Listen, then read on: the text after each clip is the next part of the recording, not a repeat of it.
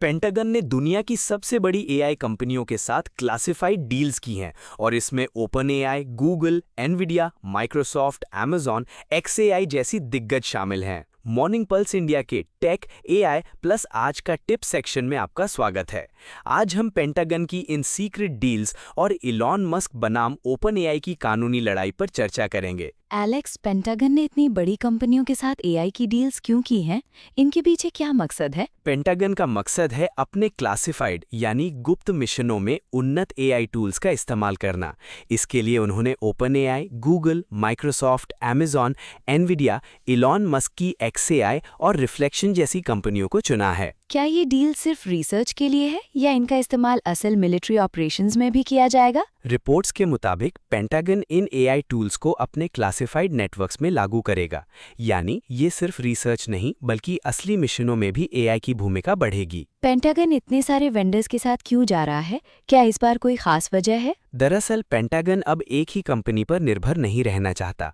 Anthropic के साथ हुए पुराने विवाद के बाद उन्होंने अपनी एआई वेंडर स्ट्रैटेजी में विविधता लाई है, जिससे किसी एक कंपनी पर निर्भरता कम हो। एंथ्रोपिक को तो पेंटागन पहले इस्तेमाल करता था, अब उसे बाहर क्यों रखा गया है? एंथ्रोपिक के साथ पेंटागन का विवाद एआई मॉडल्स के उपयोग की शर्तों को लेकर हुआ था।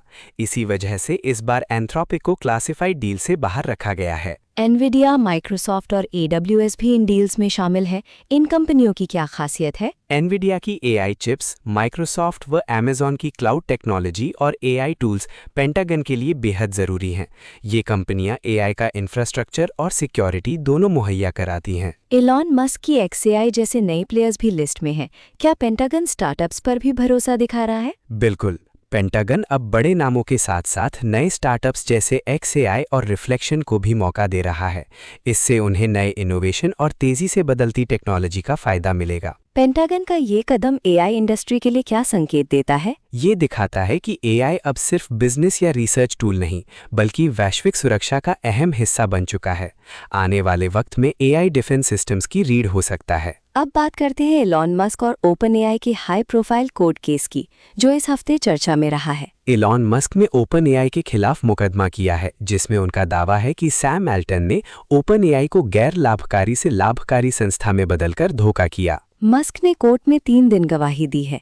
इस दौरान उनकी ईमेल्स, टेक्स्ट्स और ट्वीट्स भी सबूत के तौर पर पेश हो रहे हैं। मस्क का सबसे बड़ा तर्क यही है कि ओपन एआई को बनाते वक्त उसका मकसद मानवता के हित में नॉन प्रॉफिट एआई बनाना था, लेकिन अल्टन ने कंपनी का रुख बदल दिया। कोर्ट में किस तरह के सबूत सामने आ रहे हैं? अभी तक कोर्ट में कई ईमेल, फोटो और कॉर्पोरेट डॉक्यूमेंट्स पेश हुए हैं, जो ओपन एआई के शुरुआती दिनों और मस्क व अल्टन की बातचीत को उजागर करते हैं। क्या ये केस एआई इंडस्ट्री के लिए कोई मिसाल कायम कर सकता है? ये केस एआई कंपनियों की गवर्नेंस, पारदर्शिता और कॉर्पोरेट स्ट्रक्चर के लिए बड़ा उदाहरण बन सकता है, खासकर जब कंपनी का मिशन, मुनाफा और मूल्य टकराते हैं। अभी तो ये मुकदमा शुरुआती दौर में है।